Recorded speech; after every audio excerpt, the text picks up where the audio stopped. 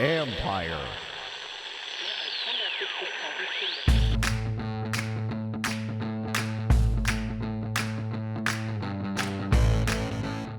Hello and welcome to my podcast.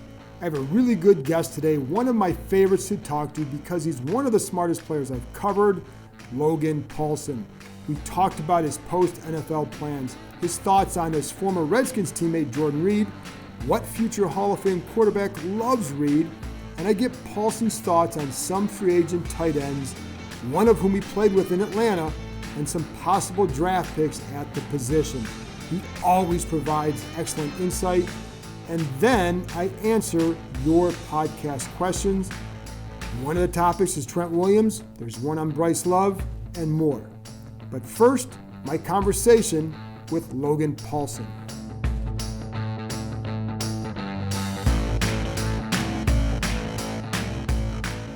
Now I'm joined by former Redskins tight end Logan Paulsen. And I love talking to Logan because he's one of the smarter players that I've ever covered. And he was a guy that you could learn the game from no matter when you talk to him. So I wanted to bring him on to help him share that knowledge with you guys. And Logan, thanks for joining me, first of all. The first thing I want to ask, though, is you're doing the XFL broadcast, the analysis with Grant Paulsen, no relation, but I'm just curious how you're enjoying that so far. That has actually been a ton of fun for me. It's been a big learning experience, kind of a steep learning curve in a way, like you kind of, or at least I've garnered a larger appreciation for how tough that skill is to learn and acquire. And, but it's been a good time. And as Grant's like a great guy to work with. He's so helpful, and he's been a great mentor for me in this process. So yeah, it's been great for sure. Because that is a different skill, and people can know a lot of things and it's hard to get it out. What's been the biggest challenge for you in doing that so far? Yeah, I think kind of picking your topic and something you can get it expressed in 10 seconds. And as I like to talk. I like to kind of delve into the details of topics and issues, and especially when it comes to football. And so to kind of get that same detail with a certain amount of brevity has been somewhat challenging to me. But it's been cool. It's kind of made me use an economy of words and challenged me in a way that I find very stimulating. So that's been really fun. It is very challenging like that. How have you liked the play so far in the field? It's interesting. I think we've been really fortunate here in DC to watch the defenders, because the product that they have put on the field and Coach Pep Hamilton has put on the field has been really good. I think it's not quite the NFL, but I'd say it's pretty close. And, I think some of these other teams, due to kind of some lacking quarterback play, have not looked quite as good. But I think, Cardell Jones has played really well. I think the O-line has done a good job for him. And the defense, it's a group that they've done a really good job of coaching. And I think drafting, the draft process in the XFL is a little different than the NFL draft. But, I think they did a really good job of compiling a very, very solid team. So. Absolutely. I'm curious for your future. First of all, do you want to try and keep playing, or are you done with that at this point? It's interesting. Talking with my wife, I think I'm probably done. I've been really blessed to play as long as I have and be relatively healthy. And, unfortunately, the last couple of years, I've lived out of the state that my family's been living in, which has been challenging. But, my agent called me up the other day and he's like, hey, I'm going to the combine soon. Do you want me to start floating your name? And you're kind of as much as I think I'm ready to be done and emotionally ready to be done, there's always that lure of, the game and how there's nothing quite like it. So, I think for the most part I'm done, but there's always that little part of you that's well, maybe one more, you know what I mean? So. Well, I would figure too, and I remember talking to Will Compton about this, and I think he seemed like he was okay being at the end, and it's every year you get after that is a bonus. Do you know what I mean? So yeah, he felt like, is he done? Maybe. And then the Raiders call, and then you have a good finish. It's well, if this ends like this, I'm okay. But if they're going to offer me this and I can have an opportunity, I still want to play, but you're okay if it's done. Yeah, I think that's absolutely right. There's just something about the game, it's such a blessing to be able to play it in the NFL as I think all of your listeners probably understand. It's such a cool experience, and to leave something on the table, I think is a little, as a competitor, it kind of eats at you a little bit. But I think Will's got the right idea. I feel like I'm content, I'm ready, I'm excited for life after football, but also like if something were to come up that was really good or too good to pass up, then I'd probably have to take a hard look at that. So So what, and again, I tell people you're one of the smartest guys I've covered. And I think you and I have talked about what would you want to do? Because I could see you in either a coach's role or a front office role if you wanted to go that route. Do you have an idea as far as what you'd want to do and which direction you'd want to take it? yeah, so I mean, definitely like I've had a couple coaching opportunities, like in the last 4 teams that I've played with, they've all been like, hey, do you want to get into scouting? Do you want to get into coaching? And there definitely is like, that would be really cool. And those opportunities are great, but I don't know how much you know about it. I know you know a ton about it, but your Right. listeners and stuff, like the coaches' hours are kind of insane. They get there at 5 a.m. They leave at 10 o'clock at night, and they're gone every single weekend. And like I feel like I just finished doing that kind of thing, and I want to kind of my kids, my son's 6 and my daughter's 3. Like I want to be here for them more than I have been. So like that's kind of my priority right now. And like if I do make that decision to go into coaching, like I'm going to go into it 100%. But yeah, right now I think that's one of the things that I really like about this broadcasting thing is I still get to watch a lot of football, talk a lot of football, but I get the kind of the benefit of being home with my family, which is something that I'm really excited about. And it's funny because people always ask that when, for me, a guy will retire, it's like, oh, they just hire him as a coach. Like, not everybody wants to do that because once you do that, it's a different lifestyle. And Yeah. it almost seems like in this era, when you've made the money that you guys have, it gives you more freedom if you don't feel like you have to do that.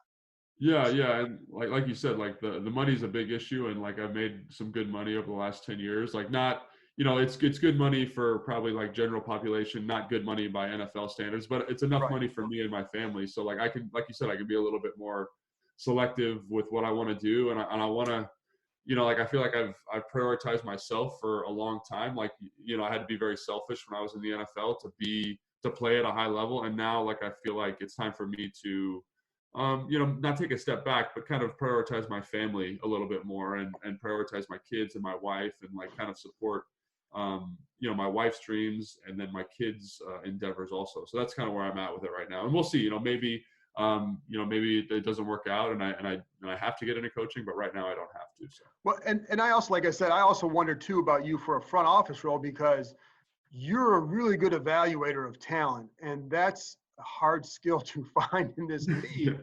Would you, if you went that route, and listen, those guys have brutal hours too, but which end would appeal to you more? That's a really good question. Like I was talking to my agent about this because he was like, if I'm going to push, I want to push in the right direction. And I think, and I do think a front office position, right now is slightly more appealing to me for whatever reason. Maybe because I haven't done it yet. Like, right. My last couple of years in the league, I was basically like an assistant tight end coach, so I got to see kind of that side of it and do that stuff. And while that was a lot of fun, I do feel like maybe there's some new ground to be covered and like new challenges to be experienced, as a scout, and then maybe, hopefully as a front office person. So that's kind of where my mindset is. And also like, like I do enjoy evaluating talent and like kind of the constant comparison and chess game that's involved in that. Like, that's kind of intriguing to me also. And again, like I haven't done it yet. So maybe if I got there, I'd be like, oh, well, coaching was a lot better or whatever. Right. But as of right now, I'm kind of intrigued by that. Well, your agent says you're almost never wrong on your evaluations. He's I mean, everyone's wrong once in a while. So just about limiting how often you're wrong. You know what I mean? So. Well, one of the guys I wanted to ask you about is a guy that you played with here, Jordan Reed, because, he's still in the concussion protocol. He's going to be released eventually by the Redskins, so he'll end his tenure here.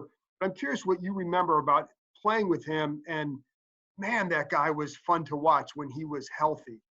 Yeah. I mean, I remember the first time I saw him like out at practice. I remember watching his tape come out of college. He'd just been converted from quarterback to tight end, and his ability to kind of like his footwork was so good, his route running, his understanding of zones, like it was just kind of on this next level. And then when he came here, like all of those skills were just at the forefront. And I kind of knew like my days here were numbered when I saw how he was playing, because of how skilled he was. You know, he just was like, he was such a unique talent. Like, I know this is probably not a very, very couth comparison, but like, he reminded me a lot of Aaron Hernandez. And say what you want about Aaron Hernandez as a person, but like as a player, he was the cream of the crop in terms of receiving tight ends in the NFL. And I kind of thought Jordan Reed was better. But even from day one, the thing that was always the knock against him was like he was a little injury prone. Like you've met him, he's not like a big robust guy. Like he's you know, he weighs 245, but it's kind of like a thin 245. Like he's got skinny joints, and he's not built like a big person. And I think that was something that was always going to be an issue for him. And like I kind of thought, oh well, they'll find a way to manage him. They'll find a way to get him in the game. And unfortunately, that never took off the way that his career never got started the way that I thought it should have. Like he had some good years, but I really thought he was going to be like the best, you know, that ever played. I you know, watching Kelsey, like I think Kelsey's great. I think Kittle's great. And I think that's the tragedy of Jordan Reed in a way. Like they pale in comparison to him as a route runner. You know what I mean? Yeah. And so I've always been like a huge Jordan Reed fan and supporting and rooting for him the whole time. But it's just some guys just can't get healthy, and like that's not necessarily their fault. Like they're just built a different way than everybody else, you know. So and you know the demands at that position too, because it's like, well, you can use them as a move tight end, but sometimes you've got to be in the line. You got to be in line, because if you're just one thing at that position, it can make the offense predictable when you're in the game. Yeah, absolutely. And I do think, you know, with him especially, like I thought he was good enough that they could have used him in that way and it would have been fine. And so I was always like, you know, why not get like a big body guy in here, you know, like kind of like Sprinkle, you know, to kind of take some of the hits off him and use him in the situations that you want. Like if you look at the way like New Orleans used Jimmy Graham back in the day, or even the way Kansas City used, the way Kansas City uses Kelsey now, like he basically plays wide receiver, and like they really limit the amount of contacts he gets in the line of scrimmage, because he's getting a lot of contacts when he catches the football. So I think I kind of was always hoping that they'd use him that way. Okay. And they just never got there with him. You know what I mean? And I always thought that was a little disappointing. And would you, knowing his injury history and the concussions especially, if you're Jordan, would you want to and I know only he can answer this question for himself, but would you either not want to continue playing if you're in that spot, or advise him not to play, or what would you tell him? So, you know, we've talked once or twice over the last couple of years since I've left Washington, and you know, I have a ton of respect for him, and we have like a closeness, you know, because he came in when he was a rookie, and like there was a little bit of a mentorship there, and you know, he's in my opinion, like you said, only he can answer this question. But, you know, like he's made enough money. Like it's not about the money. It's about whether he wants to continue or not, whether he feels some type of drive to kind of reach the potential that everyone sees in him. Like at the time he mentioned that like he really wants to potentially win a Super Bowl. You know what I mean? And I think and you know, he's had, like I remember we had a joint practice with New England a couple of years ago. I want to say it was 2013, maybe. I think that it was Jay's first year, 2014. Yeah, 2014. And Tom Brady like fell in love with Jordan. And so I could see him like, you know, I don't think he'll play. I think he's done as a Washington Redskin, as you said at the top, but I do think that he like if a team like New England came and said, "Hey, Jordan, you want to play?" he would go up there and play. And that would make me feel good for him, because I do think they'd use him in a way that that would suit his skill set and like his toughness, if that makes sense. Yeah, and it does. And you know, it's funny because everything revolved around so much here that it became hard when he was out. If he goes somewhere else, they're not going to build the offense around him, but they're going to incorporate him into what they do, I would imagine. Why did you say what would do is why did you say Brady fell in love with him? Like, what did you see or hear with that? Well, Brady had been exposed to Aaron Hernandez, and I Right. remember sitting. I was on a knee right next to Jordan. Brady came over, and he was like, "You remind me so much of him." And Brady said, like, even like your feet are better than his. You know what I mean? And so like I think about what Aaron Hernandez and Rob Gronkowski did for Tom Brady's career, and like Tom Brady's arguably the best football player of all Right. time. But like you need good players and good receivers to help supplement that talent, and I think he understood what Aaron Hernandez and Rob Gronkowski were doing for him. And I think like having a guy like Aaron Hernandez and like Jordan has the same skill set that Right. can win consistently on third down, that can't be guarded by a linebacker or a strong safety. Like that is an extreme, that provides an extreme comfort level for the quarterback, because they know like in this situation, if we get this coverage, like I can go here and this player is going to win. And that's something that Jordan, in my opinion, always had.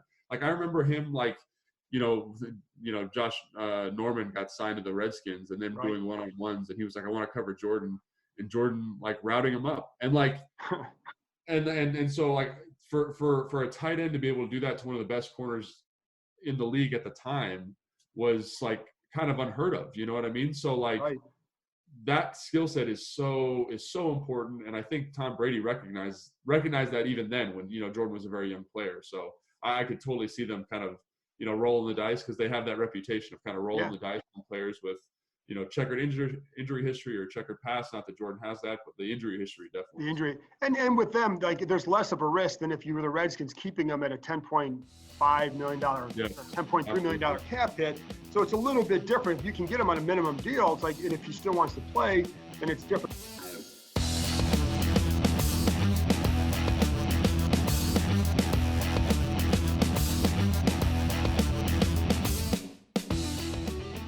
But let me ask you about some other tight ends who are now free agents, because the Redskins will be in the market for some. One guy is Austin Hooper. What is your evaluation of him?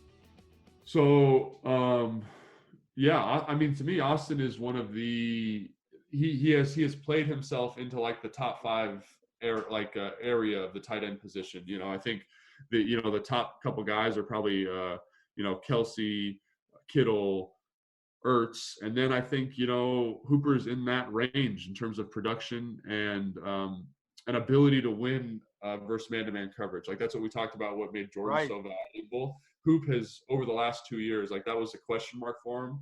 Over the last 2 years, has shown that he has that ability. He's a smart guy. He's from Stanford. He's serviceable in line, which now like Kittle has kind of made that popular again. Like having a well-rounded serviceable is good at this point. Yes, that's exactly right. And so like, and I don't mean that in a negative way. Yeah, I know. Kind of to his credit, because a lot of these guys like Kelsey, doesn't really play in line.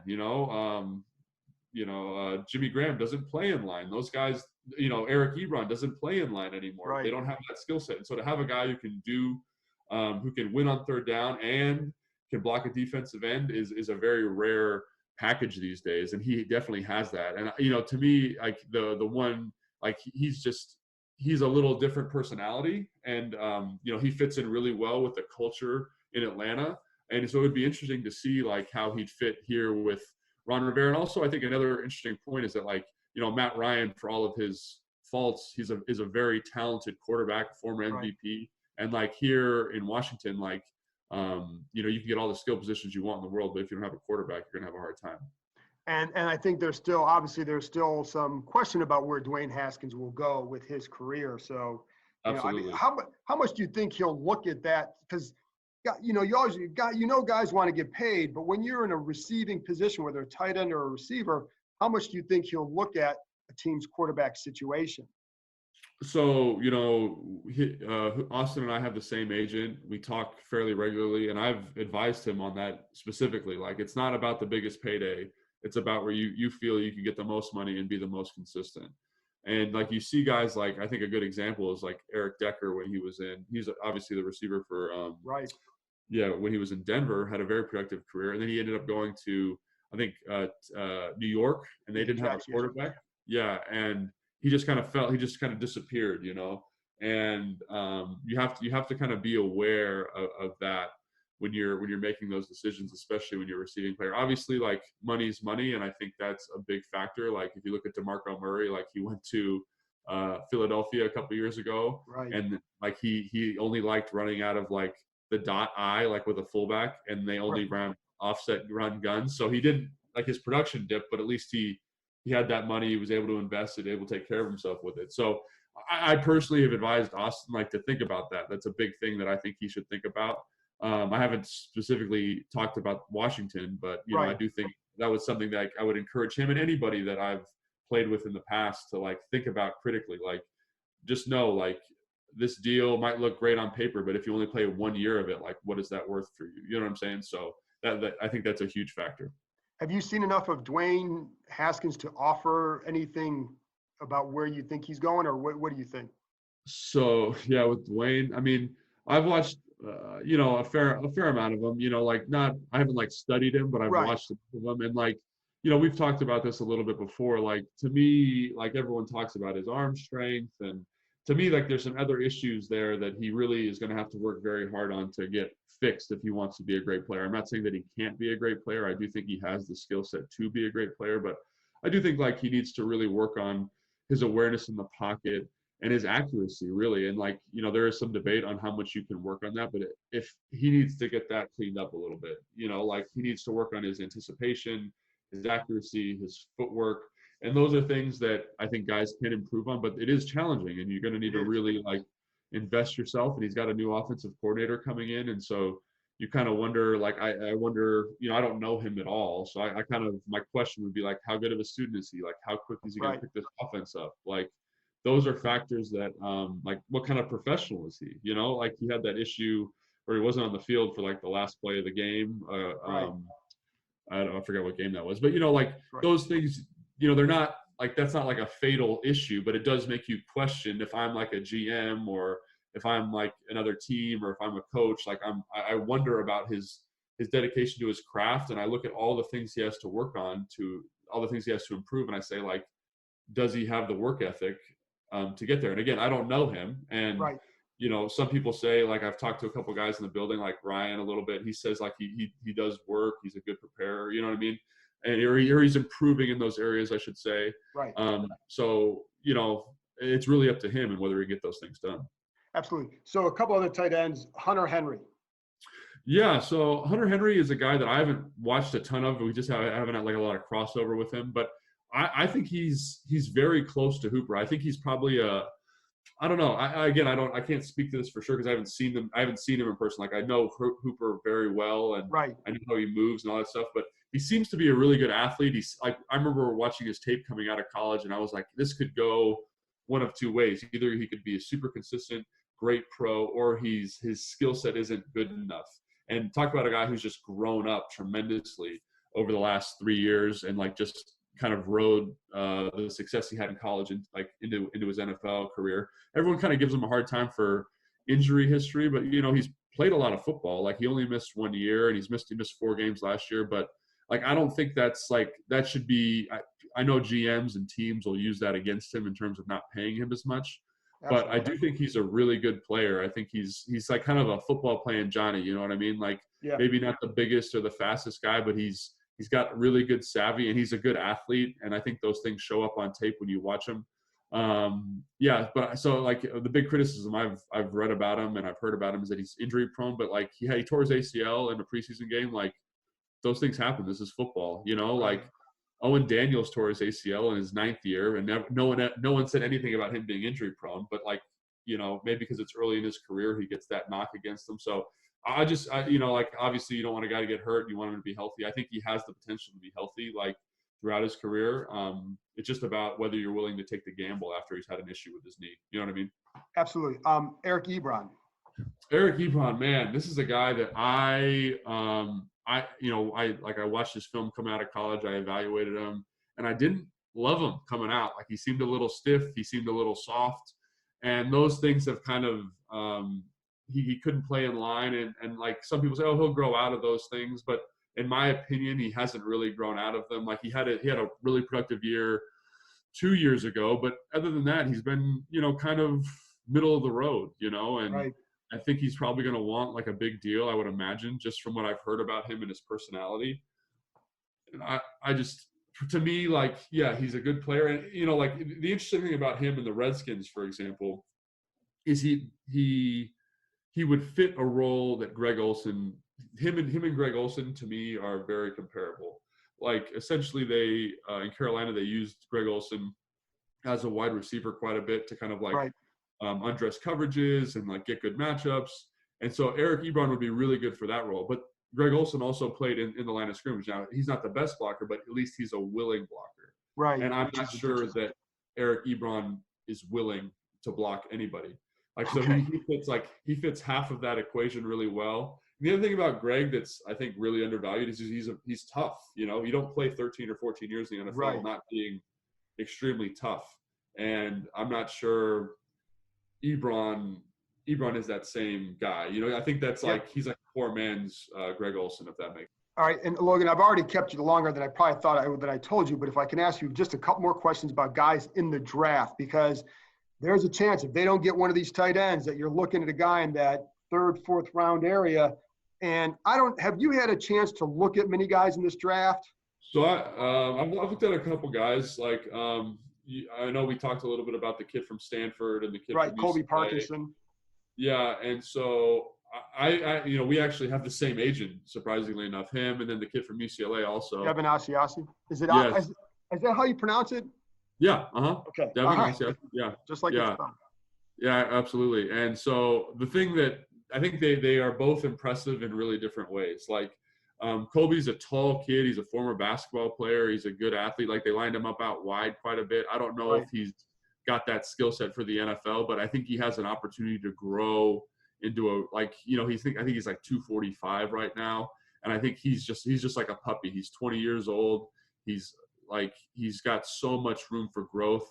And I think that's exciting if you're a coach. You know, you can get him in an NFL weight room. You can get him eating more. You can get him focused completely on football. Because, you know, Stanford, like you got to be a student also, which is not the case for a lot of these schools. And the other thing that was really impressive about him when I went and worked with him was like, he is so smart and so detail oriented. Like from a mental perspective, he is 100% ready for the NFL. And as a coach, like that is super exciting and super assuring, because you're like, oh, okay, like at least I know he knows what's going on. At least he knows how to be a pro. And so that's something that's really that I really liked when I was working with him. And I'm also, like I said, like I mentioned, I think from a growth perspective, I think that's also really cool. The kid, Devin from UCLA, I think is kind of, he reminded me a lot of like a bigger, more durable Jordan Reed. I know that's a big comparison, but he's like I want to say he's like 255, 260, something like that right now. Yes, yeah. And I think he played at like 270 at UCLA. But in terms of like his footwork and his body control, he's a very special athlete for how big he is and how kind of like, and I think one of the great things about him is that, like, you know how Jordan is kind of this slight frame. This kid Devin is like the opposite. He's big bone, big frame. You know, he's Samoan. His dad's a huge man. You know what I mean? Like they just are. He's just built thicker, like more robust. And I think that kind of, if I was a coach, I would be really excited about the way he moves for how big he is. And also like, you know, not as smart as Colby, but very engaged, and football is important to him. And like that, to me, that's really important if I'm going to draft a guy. And just so people know, if I remember right, you were one of the ones who were pushing George Kittle before that draft, just as an example of your evaluation skills, if I remember right. So that's correct, isn't it? Yeah, no. So like, I remember everyone was like, oh, he's going to play fullback. He's going to, you know, he'll just be a special teams guy. And I remember watching his tape and being like, are we watching the same tape? Like this guy can like really, really run, and he jumps, and he's super competitive. Like that was the thing about Kittle's tape. When you turn it on, like he didn't catch a ton of balls, but he was like physical and tough and just played super hard. And like when you kind of have that, you know, that meeting of like a great athlete and a really competitive football player, you have the potential to be something special. But again, I think one of the reasons that Kittle slipped so far in the draft is because of his injury history. People get really, really nervous about that kind of thing. Folks, now you can tell why I enjoy talking to Logan a lot and why he has a future in this business, whichever direction he goes. He's very smart. Logan, I appreciate you giving me so much of your time and providing the level of insight you just did. Thank you, man. John, thanks so much for having me on, man. Really awesome. After this break, I'll be back with your mailbag questions. What sort of quarterback do I think they should pursue? Why does Trent Williams want guaranteed money? And is this the most hope I've seen since I started covering the Redskins? I'll answer those questions in a minute.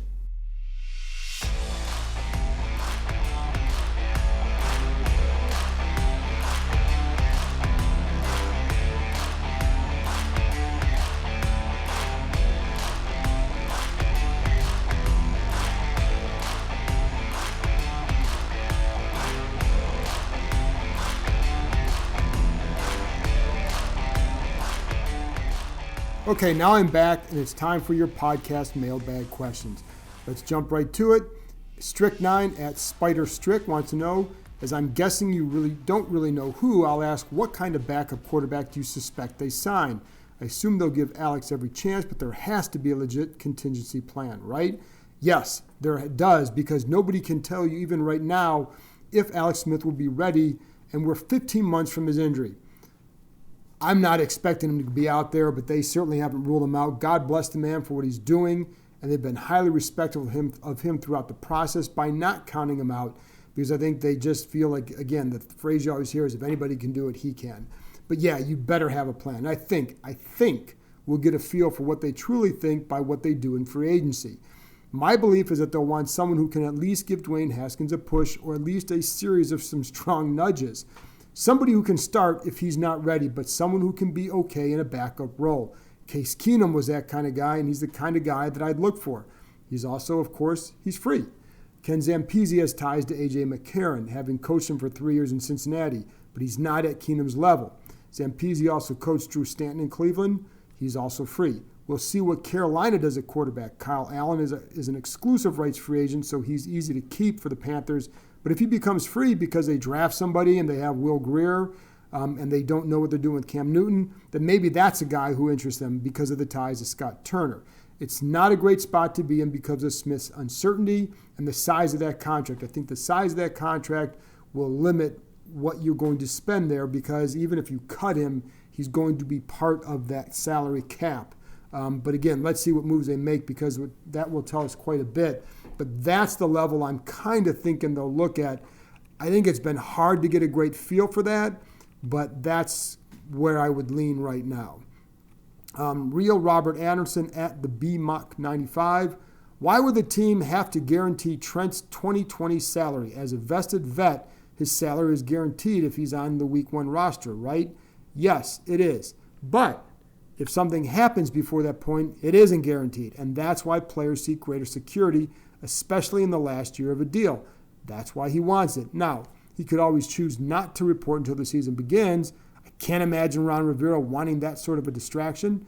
I can't imagine that anybody listening to this wants that kind of a distraction. I can tell you nobody talking right now wants that either. I also think that with 1 year left, you could extend Williams. Before this past year, would anyone have batted an eye at that notion? No. So if they still want him around, and Rivera did reach out to him, he clearly would have done so with Dan Snyder's blessing, then it makes sense to extend him as well. I do believe, and again, that's going to have to be on Trent Williams whether or not he wants to be here, but I do believe some players think this will get worked out and Williams will stick around. That's not a report. That's just something, anyway, it's not a report, but that's just what I think. It will not happen without money involved, but I think the fact that neither side said to heck with you is a good start. So now, to me, it's just about the scratch. And I think that will be easier to work out than all the other issues, plus the money that they had to deal with in the past. We'll see. My feed at Go Gibbs. So Joe Gibbs, whatever. Funny. Is all of the recent changes at Redskins Park justification for more hope than any prior time since you've been covering the Skins? All right, Go Gibbs. I learned long ago not to get caught up in that hope machine when it comes to this franchise. I felt there was a lot of hope. Heck, I'll go back to 97. I think it was 97 when they brought in Big Daddy and Dana Stubblefield. People were talking Super Bowl.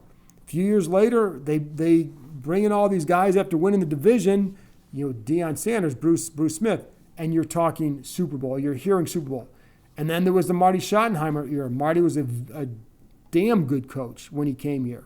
Then when Joe Gibbs was here and when they paired Mike Shanahan and Bruce Allen, I know Allen is hated now, but 10 years ago when he was first hired, he wasn't. Instead, he was viewed as a strong business guy. So that was considered a good pairing. But this is the most I've felt in a while, I'll say that. Rivera is a good coach. He does not have the track record of a Schottenheimer or Shanahan, and certainly not Gibbs. But I think where the optimism lies is here. Snyder does not have his guy involved in the operation of the team. There's no Vinny Serrato, whom I always felt would hold the Gibbs regime back. There's no Allen anymore, who turned into someone that thought he knew a lot more than he did about the football side of things. Serrato and Allen had Snyder's ear, unlike anybody else. Now, there's Snyder, and then there's the football side, at least for now. There's nobody that's going to be funneling Snyder's desires to the coaches or to the scouts or whatever. Those guys are gone. So we don't know what Rivera will do with all the power that he has now and how it will go. But Snyder's lessening role is a good thing. I think that's where you can have that hope as long as it continues. But like I said, you guys have been burned by all that hope machine before, and I don't want to sit there and tell you that it's the most. I just think they're coming out of a very dark period, and so it's probably been one of the darker periods they've had, and I think that's where, I think that's where you get that level of hope is you're coming out of that. You've got somebody established coming in, and it's a different setup. And I'll tell you this, I think another good sign for the hope is having a guy like Kyle Smith involved in an expanded role on the personnel side.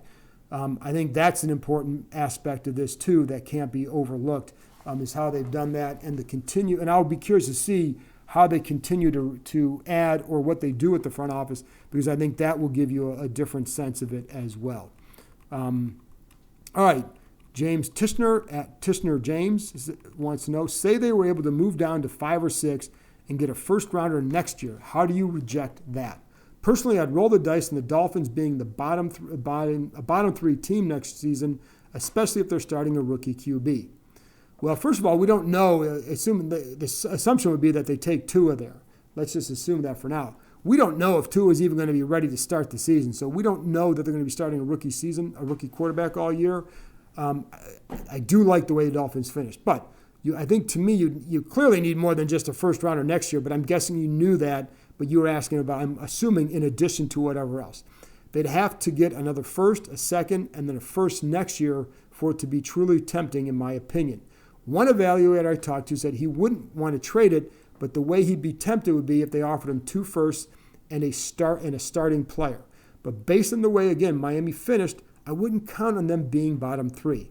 I think the hard part here is knowing whether or not Tua will be ready to start the season, and then what they do. I do like Brian Flores as a coach, so I think they're going to be better.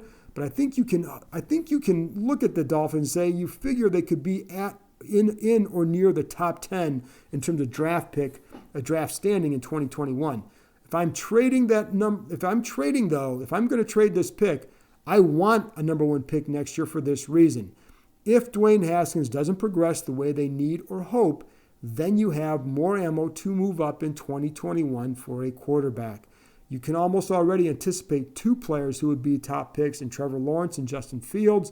There are always others who come out of nowhere. That's been the case in each of the last few drafts. So they could end up to be a very good class, and this gives you more ammo. And listen, if Haskins does well, then you're okay, because now you have 2 first-round picks you can use on other guys. Then you're in even better shape if he does well. But if he doesn't, now you have some more ammo. I don't think this is a no-brainer trade. I wrote about this for ESPN a week or so ago more clearly, and I would suggest checking that out, because what I did is I took a look at a number of trades over the last 5, 6, 7 years, or maybe I'm going about 6, 7 years, of teams that traded from that top spot and traded back.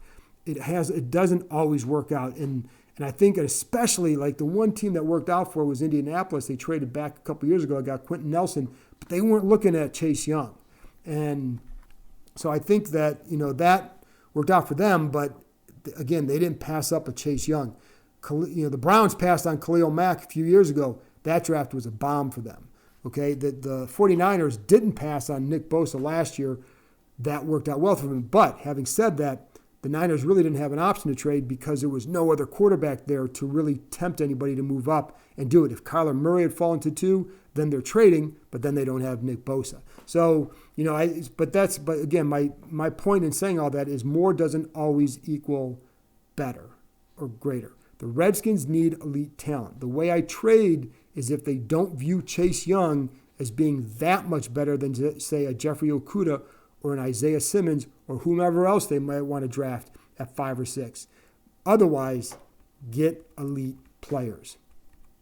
All right, Nats fan, at Nats fan _101. When is Jordan Reed going to officially be released? It sounds like when he's cleared. Thing is, it doesn't matter all that much. I spoke to someone who knows this stuff really, really well, and he told me that the Redskins don't need to release him with an injury settlement. He already collected his money for the season in which he was hurt, which of course was 2019. Now, if he's released before he passes a physical, he's entitled to injury protection. However, and this was explained to me, none of his base salary is guaranteed this year, which means he's not entitled to a $1.2 million injury protection as spelled out in the CBA. Again, because it was a 2019 injury and it does not affect his 2020 salary because it's not guaranteed. But because he signed through 2021, he's entitled to extended injury protection at a max of, I believe it's $660,000. So there's not much benefit to them necessarily in waiting based on what I was told by, again, someone who really, really knows this stuff. But I think that's what they're waiting for. So, and it does save them a little bit of scratch. I don't know what Reed is going to do beyond that. I think it's an interesting thing to watch. Let's see. We got 2 more here. I'll try and go quick. Dave Pedigo, I think it is, at Dave Pedigo. Assuming the Redskins draft Chase Young, what is the next biggest need on defense? Inside linebacker, safety, or corner? I think it depends on what they do in free agency, of course. Do they sign a corner? How many? That, to me, is the next biggest thing because third down is such an important one. You get the pass rush solidified, and then you need the coverage. The rest will fall into place. I would put safety high on the list just because Monte Nicholson has not been good enough to overcome other things, whether it's durability, whether it's just the play, whatever. And then there's been a couple off-field things, as we know. I know one of Rivera's first calls was to Cole Holcomb. I do believe he really likes him. I'm not sure yet in what role, whether it's inside or outside. I'm guessing he stays inside. Right now, that's just a guess. But I know that it seems like what Rivera likes, he wants his inside linebacker to know the defense, to be able to make the calls. Right now, that would be Cole Holcomb. I think John Bostic, if they re-signed him, could be in that role too. I do not view Reuben Foster that way. We don't even know if he'll be ready or when he'll be ready. He is not a guy who excelled at calling signals in San Francisco. So I think he'd be really good as a weak side guy. All I know with Holcomb is I've been told that Rivera likes him and did so before the draft last year, but was rejected by his scouts in Carolina. No pressure at Gone Ride, at GON_ride. Has there been any update on Bryce Love or for the plan the last regime initially had for him? Okay, and I want to answer this because I've been asked a lot about Love, which sounds like the start of a bad romantic comedy in which I'm some sort of love doctor. I am not. Okay, let's move on. Pretend you didn't hear that. I do not have a great update on Bryce Love. There's been so much focus on other players or coaches. I do know there are people who love the guy and view him as someone who could have been a much higher pick had he come out the year before or if he'd been healthy. I don't know that it'll be an every down back for what Rivera and Scott Turner want, if they want somebody who's more of a slam it in there type, which is why Adrian Peterson, I definitely expect him to be back, though they haven't made it official with his option. That's just, to me, becoming a technicality, but I've heard nothing that suggests he wouldn't be back. But I think it'll be interesting to see what happens if Love is healthy and Darius Geis is healthy. Both are coming off injuries, but Geis, of course, has suffered 3 knee injuries in his first 2 years here, and I know some wonder about how the fact that he's a violent runner, how much will that limit his durability going forward? I think Love could also fill a third down role with Chris Thompson possibly gone as a free agent. Now, I think Love would have to work on some things there, of course. I don't know that he could come in and do it right away, but I do think he has that skill set. But I definitely think if he's right, I definitely think that he could be more of an every 3 down back. It does help Love that Randy Jordan, the running backs coach, remains. I know he was high on him too. Okay, well, that's it for this week. Thank you very much to Logan Paulsen for being so generous with his time with me, and thank you for your questions and, as always, for listening.